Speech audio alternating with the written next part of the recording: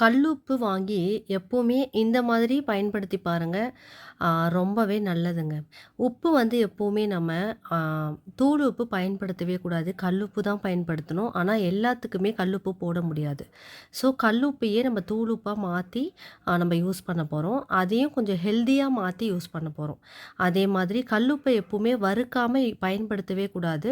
So இரும்பு கடாயில வச்சு கல்லுப்ப நல்லா வறுத்துக்கோங்க. அதாவது ஃபர்ஸ்ட்டு நீங்க வறுபடும்போது ஈரமா இருக்கும். ரொம்ப டைட்டா இருக்கும். நம்மளால கிளறவே முடியாது. அதுக்கப்புறம் வந்து நல்லா ஃப்ரீயா, லூஸா உப்பு வந்து நல்லா கிளற முடியும். அந்த மாரி பதம் வரும்போது ஸ்டவ்வ ஆஃப் பண்ணிட்டு, அதே அளவு சரிசமமா முருங்கைக்கீரை போட்டு, அந்த ஹீட்லயே முருங்கைக்கீரை பொரிஞ்சிரும். அத ஆற வச்சு அரைச்சு எடுத்துக்கலாம். இன்னும் உப்பு முருங்கைக்கீரை பச்சையாச்சு. போட்டதுக்கப்புறம் ஸ்டவ் ஆஃப் பண்ணிடுங்க. அந்த ஹீட்லயே எதுக்கு இது? முருங்கைக்கீரை நல்லா ரெடி ஆயிடும். அரைச்சு நம்ம வந்து ஒரு ஜாடியில போட்டு வச்சுட்டு, தேவைப்படும்போது எடுத்து நம்ம யூஸ் பண்ணிக்கலாம். கல்லுப்பை இந்த மாரி யூஸ் பண்ணி பாருங்க. ரொம்பவே நல்லது, ஹெல்தியும் கூட.